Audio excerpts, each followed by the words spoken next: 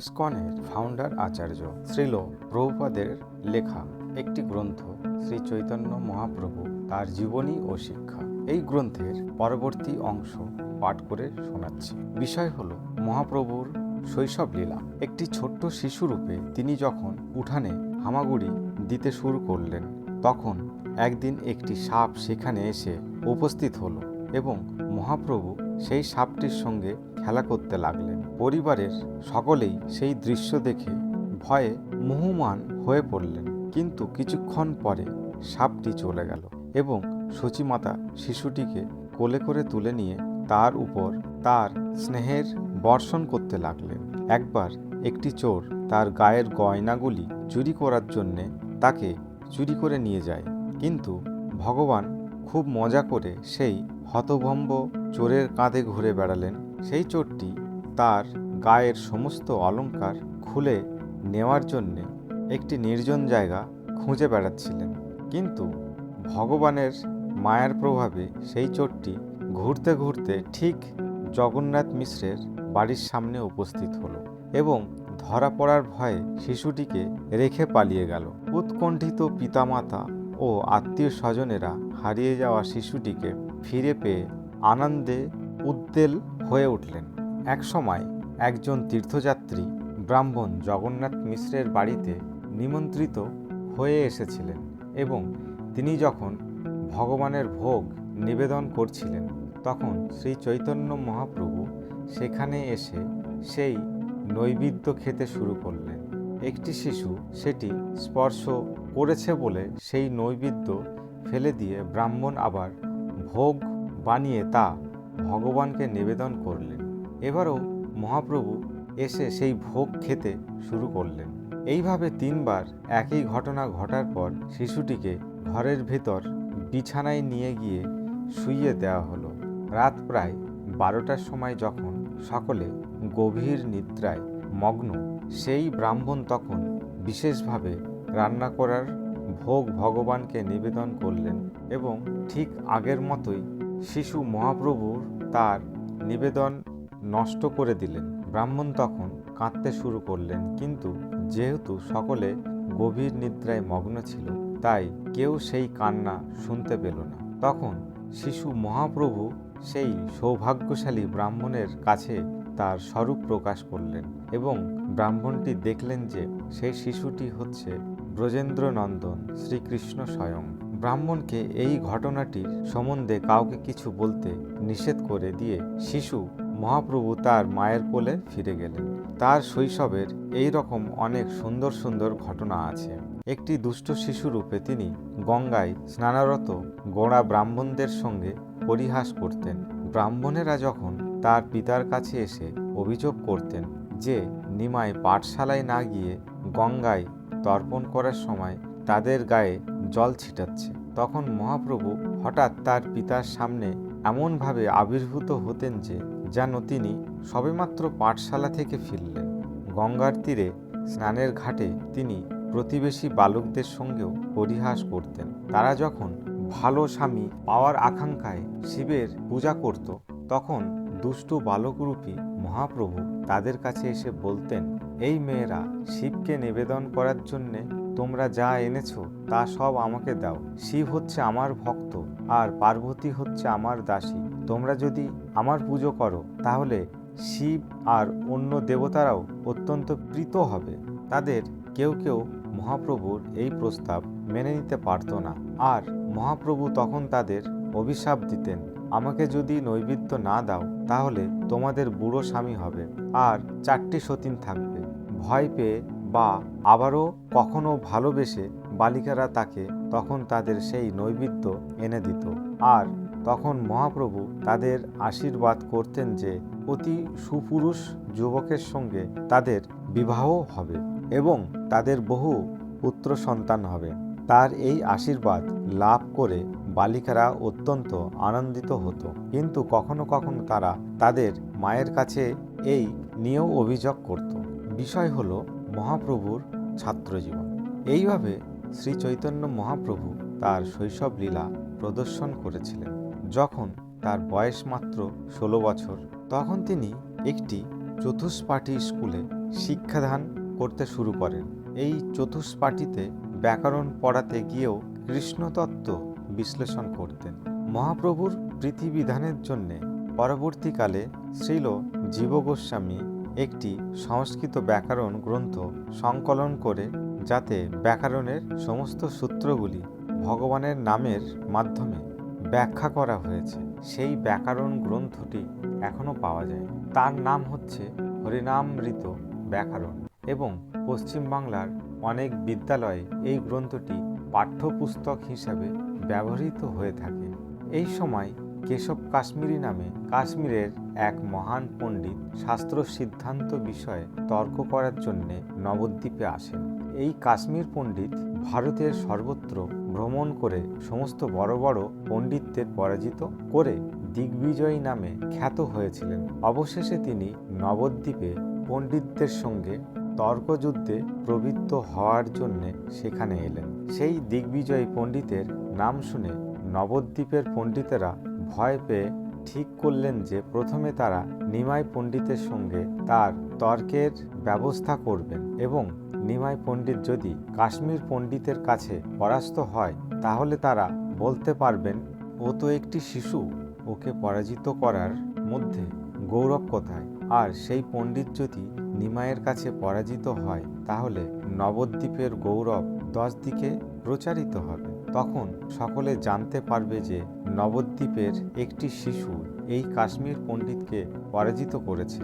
একদিন সন্ধেবেলায় গঙ্গার তীরে শ্রী চৈতন্য মহাপ্রভু যখন তার শিষ্য পরিবৃত্ত হয়ে শাস্ত্রকথা আলোচনা করছিলেন, সেই সময় সেই দিগ্বিজয় পণ্ডিত সেখানে এসে উপস্থিত হলেন। তিনি দেখলেন গঙ্গার তীরে এক অপূর্ব সুন্দর নবযৌবন সম্পূর্ণ যুবক শিষ্য পরিবৃত্ত হয়ে শাস্ত্রকথা আলোচনা করছেন। তার হাস্যোজ্জ্বল শ্রী চন্দ্রবদন, করুণারত তার নয়ন, মুক্তার সৌন্দর্য, ম্লানকারী দন্ত পঙ্ক্তি, সিংহগ্রীব, গজস্কন্দ, প্রকাণ্ড তার শরীর। তার সেই অপূর্ব রূপ দর্শন করে দিগ্বিজয় পণ্ডিত অত্যন্ত বিস্মিত হয়ে ভাবলেন, এই কি সেই নিমাই পণ্ডিত? পালক্ষে সেখানে দাঁড়িয়ে দিগ্বিজয় পণ্ডিত অপলক দৃষ্টিতে প্রভুর সৌন্দর্য দর্শন করতে লাগলেন। তারপর তার এক শিষ্যকে তিনি জিজ্ঞাসা করলেন, এর নাম কি? শিষ্য উত্তর দিলেন, ইনি হচ্ছেন নিমাই পণ্ডিত। তখন গঙ্গাকে নমস্কার করে সেই বিপ্র ভগবানের সভায় এলেন। তাকে দেখে মহাপ্রভু ঈর্ষদ হেসে সাদরে তাকে বসতে আহ্বান জানালেন। যদিও সেই কাশ্মীর পণ্ডিত স্বভাবতই নির্ভীক ছিলেন, কিন্তু মহাপ্রভুকে দর্শন করে তার মনে প্রবল ভীতির সঞ্চার হলো। এটি হচ্ছে ভগবানের স্বাভাবিক শক্তি। তাকে দর্শন করা মাত্রই নিজেকে ক্ষুদ্র অনুভূত হয় এবং সম্ভ্রম মিশ্রিত ভীতির সঞ্চয় হয়। শ্রী চৈতন্য মহাপ্রভু কাশ্মীর পণ্ডিতের সঙ্গে কিছুক্ষণ আলোচনা করার পরে বললেন, আপনার কবিত্বের সীমা নেই, এমন কিছু নেই যার বর্ণনা আপনি করতে পারেন না। এখন কৃপা করে আপনি গঙ্গার মহিমা বর্ণনা করুন, তা শুনে সকলের পাপ বিমোহিত হোক। মহাপ্রভুর সেই কথা দিগ্বিজয় পণ্ডিত তৎক্ষণাৎ গঙ্গার মহিমা বর্ণনা করতে লাগলেন। তিনি একের পর এক শ্লোক রচনা করতে লাগলেন, এবং কতভাবে যে তিনি গঙ্গার মহিমা বর্ণনা করলেন তার কোনো তুলনা হয় না। তার সেই শ্লোকের আবৃত্তি শুনে মনে হয়েছিল যেন বহু মেঘ একত্রিত হয়ে গর্জন করছে। তার জিহ্বায় দেবী সরস্বতী স্বয়ং অধিষ্ঠিত ছিলেন। তাই তিনি যাই বলতেন তাই ছিল নির্দোষ এবং প্রামাণিক সত্য। তার ভুল ধরার মানুষের সাধ্য ছিল না। এমনকি তার কবিত্ব বুঝতে পারা সাধারণ মানুষের পক্ষে সম্ভব ছিল না। প্রভুর শত শত শিষ্যরা অবাক হয়ে তার সেই বর্ণনা শুনতে লাগলেন এবং মনে মনে ভাবতে লাগলেন, এমন কবিত্ব কি কোনো মানুষের থাকতে পারে?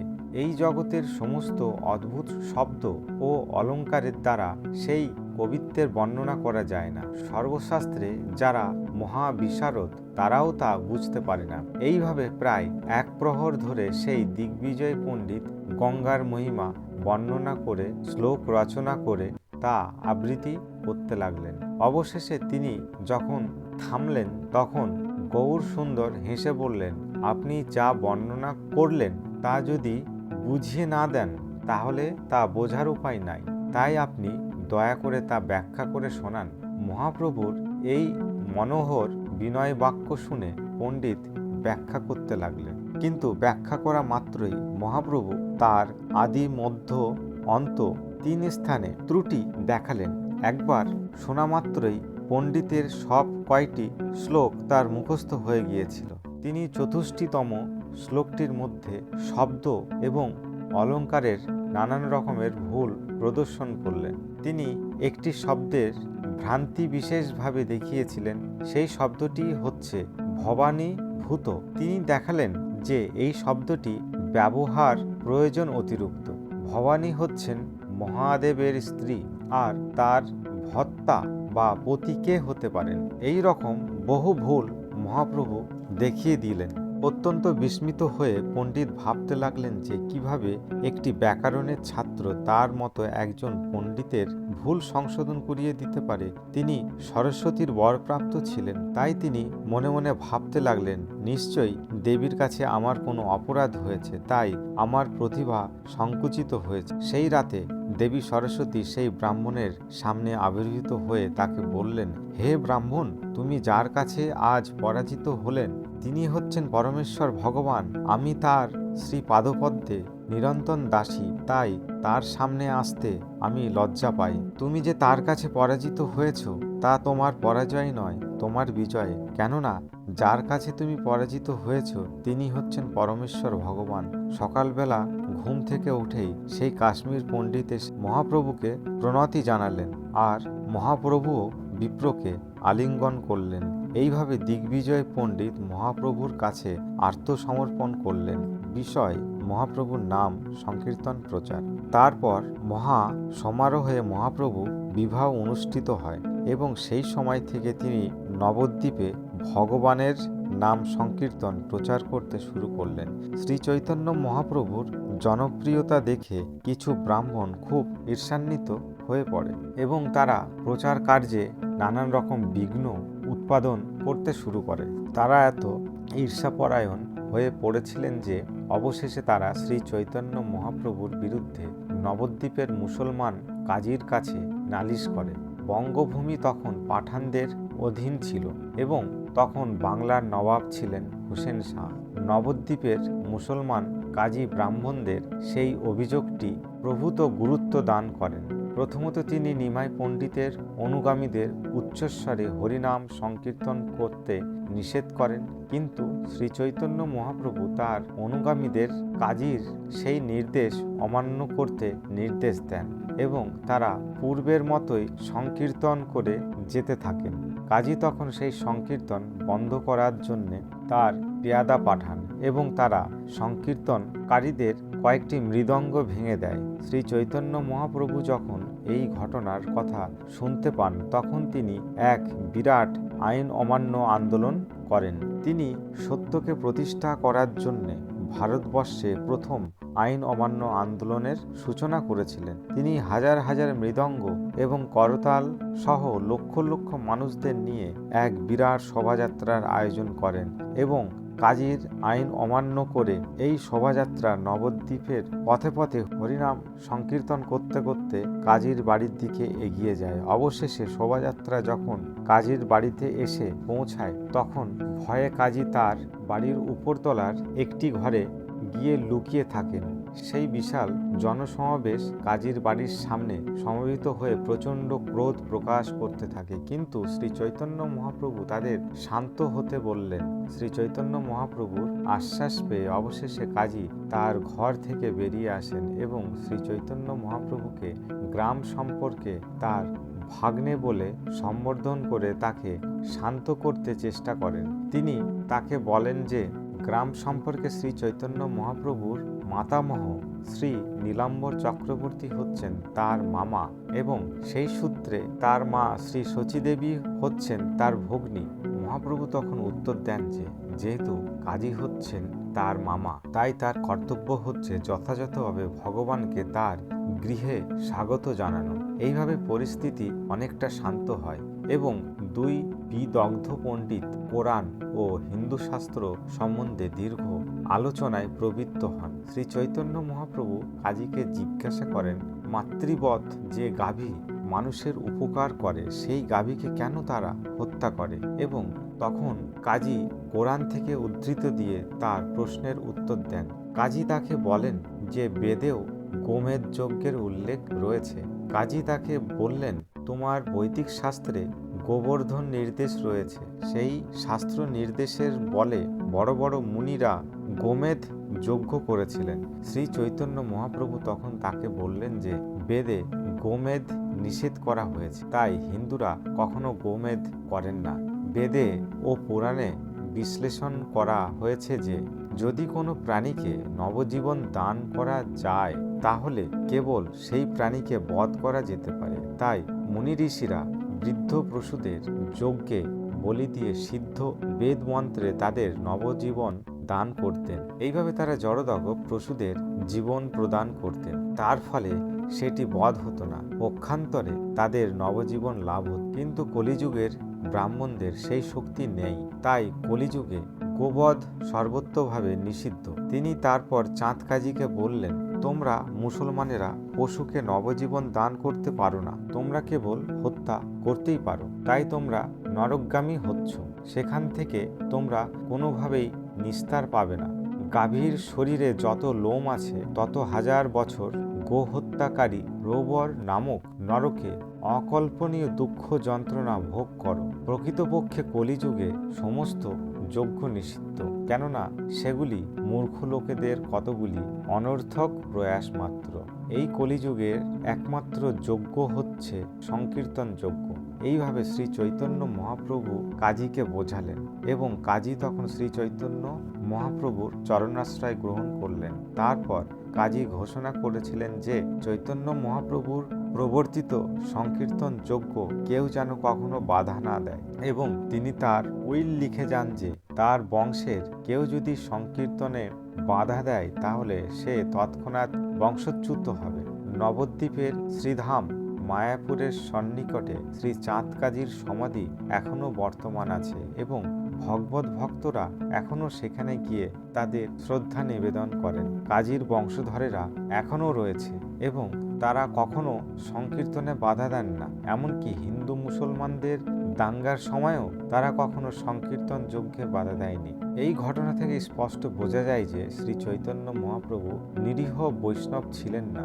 বৈষ্ণব হচ্ছেন পরমেশ্বর ভগবানের নির্ভীক ভক্ত এবং প্রয়োজন হলে তিনি সিংহ বিক্রমের যথার্থ সত্যকে প্রতিষ্ঠা করতে পারেন। অর্জুনও ছিলেন ভগবানের একজন পরম ভক্ত এবং পরমেশ্বর ভগবানের সন্তুষ্টি বিধানের জন্য তিনি প্রচণ্ড বিক্রমের সঙ্গে যুদ্ধ করেছিলেন। তেমনি রামচন্দ্রের ভক্ত বজরংজি বা হনুমান অভক্ত সাধারণের গোষ্ঠীকে উচিত শিক্ষা দিয়েছিলেন। যথার্থ বৈষ্ণব তত্ত্ব হচ্ছে পরমেশ্বর ভগবানের সন্তুষ্টি সাধন করা, তা সে যেভাবেই হোক না কেন। প্রকৃতভাবে একজন যথার্থ বৈষ্ণব অহিংস শান্তিপূর্ণ জীবনযাপন করেন এবং তার মধ্যে সমস্ত দিব্য গুণাবলী বিদ্যমান। কিন্তু অভক্তেরা যখন পরমেশ্বর ভগবান বা তার ভক্তদের নিন্দা করে তখন তারা কোনো মতেই তা সহ্য করে না।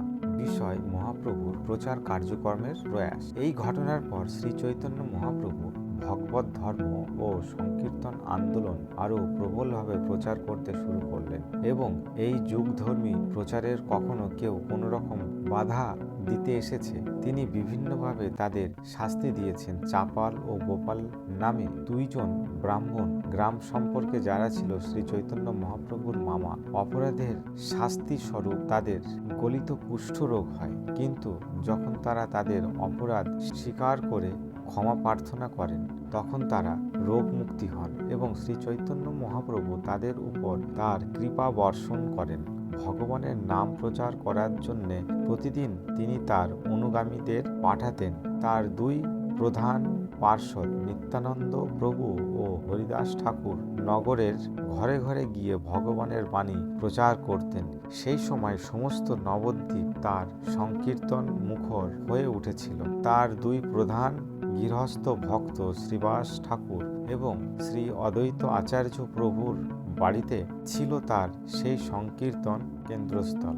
এই দুজন পণ্ডিত ব্রাহ্মণ ছিলেন শ্রী চৈতন্য মহাপ্রভুর সংকীর্তন আন্দোলনের প্রধান সমর্থক। শ্রী অদ্বৈত প্রভুর আহ্বানে শ্রী চৈতন্য মহাপ্রভু এই পৃথিবীতে অবতরণ করেছিলেন। শ্রী অদ্বৈত আচার্য প্রভু যখন দেখলেন যে সমস্ত মানব সমাজ প্রবলভাবে অধঃপতিত হয়েছে এবং তাদের মধ্যে ভগবত উপলব্ধির চেষ্টা সম্পূর্ণভাবে লোপ পেয়ে যাচ্ছে, এবং যখন তিনি বুঝতে পারলেন যে পরমেশ্বর ভগবান ছাড়া আর কেউ এই জড়জগৎকে রক্ষা করতে পারবে না, তখন সমগ্র মানব সমাজের প্রতি তার অহেতুকী কৃপার প্রভাবে তিনি নিরন্তর তুলসীপত্র এবং গঙ্গার জল দিয়ে ভগবানের পূজা করে তাকে অবতারণ করার জন্য আকুলভাবে আবেদন করেছিলেন। তার এই আহ্বানে স্থির থাকতে না পেরে পরমেশ্বর ভগবান এই জগৎকে রক্ষা করার জন্য শ্রী চৈতন্য মহাপ্রভু অবতারণ করেছিলেন। সংকীর্তন আন্দোলনের প্রচার করার জন্য প্রতিটি ভক্তকে প্রতিদিন শ্রী চৈতন্য মহাপ্রভুর নির্দেশ অনুসারে প্রচার করতে হতো। বিষয় জগাই মাদাই উদ্ধার। একদিন শ্রীমন নিত্যানন্দ প্রভু এবং শ্রীল হরিদাস ঠাকুর নগরের পথ দিয়ে হেঁটে যাচ্ছিলেন। পথের মাঝে এক জায়গায় তারা বিরাট জনসমাগম দেখতে পেলেন। লোকেদের জিজ্ঞাসা করে তারা জানতে পারলেন যে জগাই ও মাদাই নামে দুই ভাই মদ খেয়ে মাতাল হয়ে গোলমাল করছেন। তারা আরও জানতে পারলেন যে এই দুই ভাই খুব সম্ভ্রান্ত পরিবারে জন্মগ্রহণ করেছেন, কিন্তু অসৎ সঙ্গ করার ফলে তারা সবচাইতে নিকৃষ্ট স্তরের লম্পটে পরিণত হয়েছে। তারা কেবল মদ্যপানই করত না, তারা মাংসাহার করত, তারা পরস্ত্রী গমন করত, ডাকাতি করত, এরকম সমস্ত পাপ কর্মে তারা লিপ্ত ছিল। তাদের চরিত্রের বর্ণনা শুনে নিত্যানন্দ প্রভু ঠিক করলেন যে প্রথমে এদেরকেই উদ্ধার করতে হবে। তাদের পাপ পঙ্কিল জীবন থেকে যদি তাদের রক্ষা করা হয়, তাহলে শ্রী চৈতন্য মহাপ্রভুর মহিমা আরও বেশি করে প্রচারিত হবে। মনে মনে এই কথা বিবেচনা করে নিত্যানন্দ প্রভু এবং হরিদাস ঠাকুর ভিড় ঠেলে সেই লম্পট মাতাল দুটির কাছে গিয়ে হরিনাম কীর্তন করতে অনুরোধ করলেন। তাদের এই অনুরোধ শুনে মাতাল দুটি রেগে অগ্নিশর্মা হয়ে উঠল এবং অশ্লীল ভাষায় গালাগালি দিতে দিতে তাদের অনেক দূর পর্যন্ত তাড়া করল। সন্ধেবেলা প্রচারের সংবাদ যখনই শ্রী চৈতন্য মহাপ্রভুকে জানানো হলো, তখন শ্রী নিত্যানন্দ প্রভু ও হরিদাস ঠাকুর যে এই অতি নিকৃষ্ট লম্পটদের উদ্ধার করার চেষ্টা করেছিলেন, সে কথা শুনে তিনি অত্যন্ত প্রীতি হলেন। পরের দিন নিত্যানন্দ প্রভু আবার সেই দুই ভাইয়ের কাছে গিয়ে তাদের ভগবানের নাম কীর্তন করতে অনুরোধ করলেন। তার এই অনুরোধে ক্রুদ্ধ হয়ে মাথায় একটি কলসির কানা দিয়ে নিত্যানন্দ প্রভুর মাথায় আঘাত করল এবং সেই আঘাতের ফলে প্রভুর কপাল কেটে দরদর করে রক্ত ঝরে পড়তে লাগলো। কিন্তু নিত্যানন্দ প্রভু এতই করুণাময় ছিলেন যে এই কাজের জন্য কোনো রকম প্রতিবাদ না করে তিনি বললেন, তুমি যে আমাকে কলসির কানা ছুঁড়ে মেরেছ তাতে আমি কিছু মনে করিনি, কিন্তু আমার একমাত্র অনুরোধ যে তুমি পরমেশ্বর ভগবান শ্রী হরির নাম কীর্তন করো। শ্রীমন্দির নিত্যানন্দ প্রভুর এই অদ্ভুত ব্যবহার দর্শন করে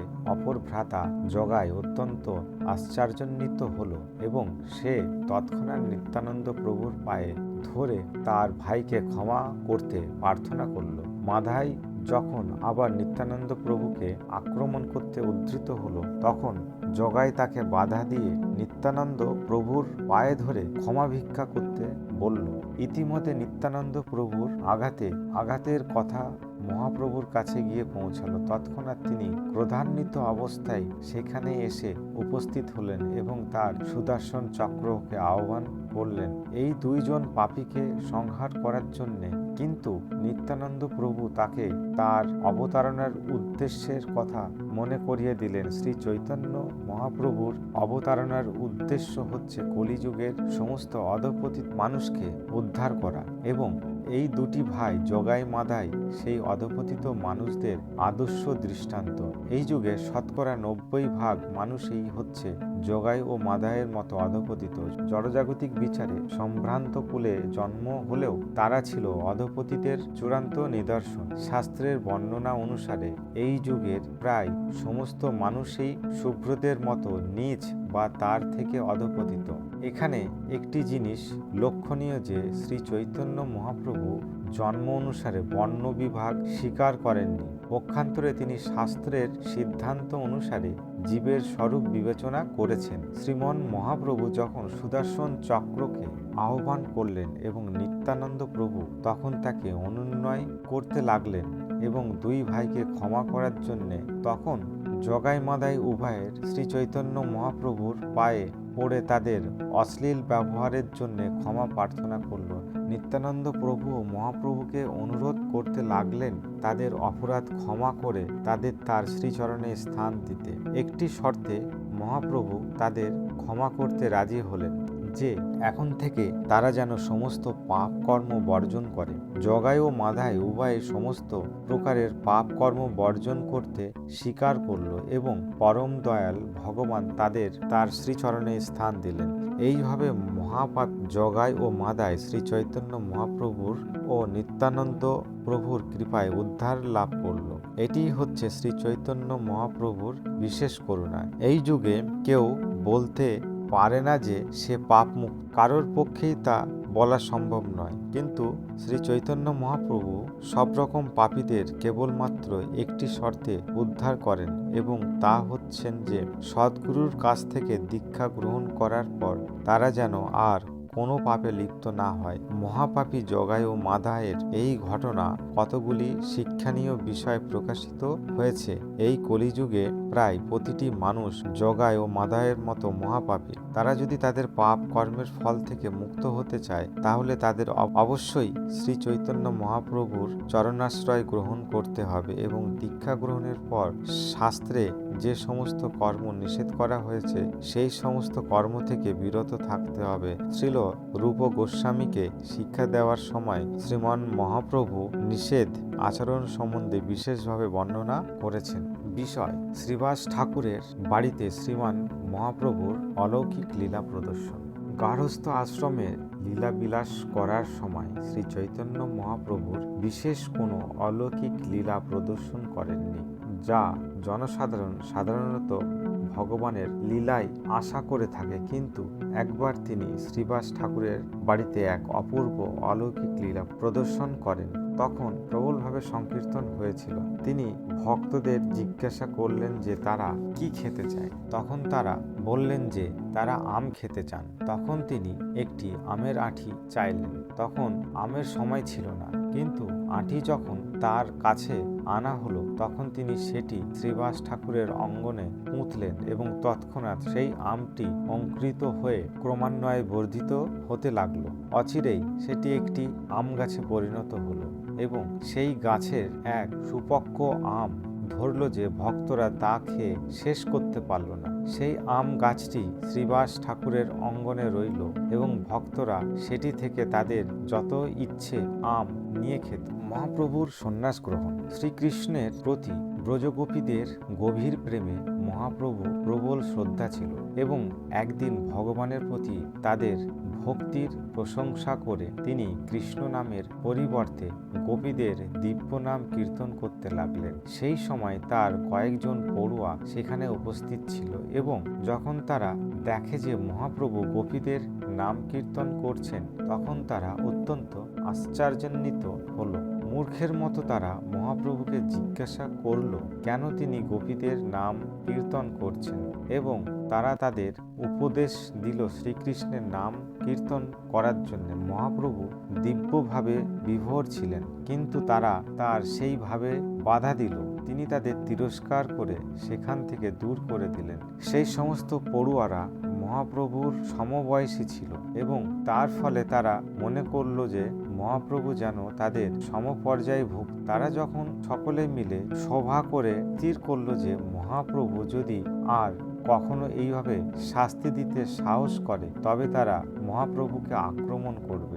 এই ঘটনার ফলে কিছু লোক মহাপ্রভুর সম্বন্ধে নিন্দাবাদ করতে লাগলো। মহাপ্রভু যখন সে কথা জানতে পারলেন তখন তিনি সমাজের বিভিন্ন লোকের কথা বিবেচনা করলেন। তিনি ভেবে দেখলেন যে পড়ুয়া, অধ্যাপক, সকামকর্মী, যোগী, অভক্ত, নাস্তিক এরা সকলেই ভগবত ভক্তের প্রতি বিরূপ মনোভাবাপন্ন। তিনি ভাবলেন, এই যুগের সমস্ত অধপতিত মানুষদের উদ্ধার করাই হচ্ছে আমার আবির্ভাবের কারণ, কিন্তু তারা যদি আমাকে একজন সাধারণ মানুষ বলে মনে করে অপরাধ করে তাহলে তারা কোনোদিনই জড়জগৎ থেকে মুক্ত হতে পারবে না। তারা যদি পারমার্থিক পথে জীবনের উন্নতি সাধন করতে চায় তাহলে অবশ্যই আমার প্রতি শ্রদ্ধাপরায়ণ হতে হবে এবং আমাকে প্রণতি জানাতে হবে। তাই মহাপ্রভু সন্ন্যাস গ্রহণ করবেন বলে স্থির করলেন, কেননা মানুষ সাধারণত সন্ন্যাসীদের প্রতি শ্রদ্ধাপরায়ণ থাকে। 500 বছর আগে সমাজের অবস্থা আজকের মতো এত অধপতিত ছিল না। তখন মানুষ সন্ন্যাসীদের প্রতি শ্রদ্ধাপরায়ণ ছিল এবং সন্ন্যাসীরাও খুব কঠোরভাবে সন্ন্যাসের আশ্রয় পালন করত। এই কলিযুগের সন্ন্যাস গ্রহণের খুব একটা পক্ষপাতী মহাপ্রভু ছিলেন না, কেননা এই যুগে খুব কম সংখ্যক সন্ন্যাসীর পক্ষেই সন্ন্যাস জীবনের কঠোর নিয়ম পালন করা সম্ভব। শ্রী চৈতন্য মহাপ্রভু সন্ন্যাস আশ্রম গ্রহণ করে একজন আদর্শ সন্ন্যাসী হতে স্থির করেছিলেন, যাতে জনসাধারণ তার প্রতি শ্রদ্ধাপরায়ণ হন। সন্ন্যাসী হচ্ছেন সমস্ত বর্ণ ও আশ্রমের গুরু, তাই সন্ন্যাসীকে সম্মান প্রদর্শন করা সকলের কর্তব্য। তিনি যখন সন্ন্যাস গ্রহণের কথা বিবেচনা করেছিলেন তখন শ্রীপাদ কেশব ভারতী নবদ্বীপে এসে উপস্থিত হলেন এবং শ্রীমন মহাপ্রভুর গৃহে প্রসাদ গ্রহণ করার জন্য নিমন্ত্রিত হলেন। কেশব ভারতী যখন তার গৃহে এলেন তখন মহাপ্রভু তাকে সন্ন্যাস দান করতে অনুরোধ করলেন। সন্ন্যাস গ্রহণের এইটি হচ্ছে পন্থা। অপর একজন সন্ন্যাসীর কাছ থেকে সন্ন্যাস গ্রহণ করতে হয়। যদিও মহাপ্রভু হচ্ছেন সর্বতোভাবে স্বাধীন, তবুও শাস্ত্রের বিধি অনুসারে তিনি কেশব ভারতীর কাছ থেকে সন্ন্যাস গ্রহণ করেছিলেন। যদিও কেশব ভারতী বৈষ্ণব সম্প্রদায়ভুক্ত ছিলেন না। কেশব ভারতীর সঙ্গে পরামর্শ করার পর মহাপ্রভু নবদ্বীপ ত্যাগ করে কাটোয়ায় গেলেন এবং সেখানে আনুষ্ঠানিকভাবে সন্ন্যাস গ্রহণ করলেন। তার সঙ্গে ছিলেন নিত্যানন্দ প্রভু, চন্দ্রশেখর আচার্য এবং মুকুন্দ দত্ত। সন্ন্যাস গ্রহণ কালে তারা তাকে সহযোগিতা করেছে। শ্রী চৈতন্য মহাপ্রভুর সন্ন্যাস গ্রহণের ঘটনা শ্রীল বৃন্দাবন দাস ঠাকুর রচিত শ্রী চৈতন্য ভগবত গ্রন্থে বিশদভাবে বর্ণিত আছে। এইভাবে 24 বছর বয়স পূর্ণ হলে মাঘ মাসে শ্রী চৈতন্য মহাপ্রভু সন্ন্যাস গ্রহণ করেছিলেন। সন্ন্যাস গ্রহণের পর তিনি সম্পূর্ণরূপে ভগবত ধর্মের প্রচারে ব্রতী হলেন। যদিও তিনি গারস্থ আশ্রমে পুরোপুরি ভগবত ধর্মের প্রচার করেছিলেন, কিন্তু তিনি যখন সেই কার্যে বাধা পেলেন তখন তিনি পতিত জীবদের উদ্ধার করার জন্য গৃহের সুখ স্বাচ্ছন্দ্য জীবন ত্যাগ করে সন্ন্যাস আশ্রম গ্রহণ করলেন। গারস্থ আশ্রমের অবস্থান কালে তার মুখ্য পার্ষদ ছিলেন শ্রীল অদ্বৈত আচার্য প্রভু এবং শ্রীল শ্রীবাস ঠাকুর, কিন্তু সন্ন্যাস গ্রহণের পর তার মুখ্য পার্ষদ হলেন শ্রী নিত্যানন্দ প্রভু, যাকে তিনি গৌড় দেশে প্রচার করার ভার দিয়েছিলেন, এবং ষোড়শ গোস্বামী শ্রীল রূপ গোস্বামী, শ্রীল সনাতন গোস্বামী, শ্রীল রঘুনাথ ভট্ট গোস্বামী, শ্রীল গোপাল ভট্ট গোস্বামী, শ্রীল রঘুনাথ দাস গোস্বামী এবং শ্রীল জীব গোস্বামী, যাদের তিনি বৃন্দাবনে লুপ্ত তীর্থ উদ্ধারের এবং শাস্ত্র প্রণয়নের দায়িত্বভার অর্পণ করেছিলেন। এইভাবে শ্রী চৈতন্য মহাপ্রভুর ইচ্ছার প্রভাবে বৃন্দাবন ধাম এবং তার মাহাত্ম্য প্রকাশিত হলো। বিষয় অদ্বৈত প্রভুর বাড়িতে শ্রীমন মহাপ্রভু। সন্ন্যাস গ্রহণের পর শ্রী চৈতন্য মহাপ্রভু বৃন্দাবনের দিকে যাত্রা করলেন। 3 দিন ধরে তিনি ক্রমান্বয়ে রাঢ় দেশে, যেখানে গঙ্গা প্রবাহিত হয় না, ভ্রমণ করেছিলেন।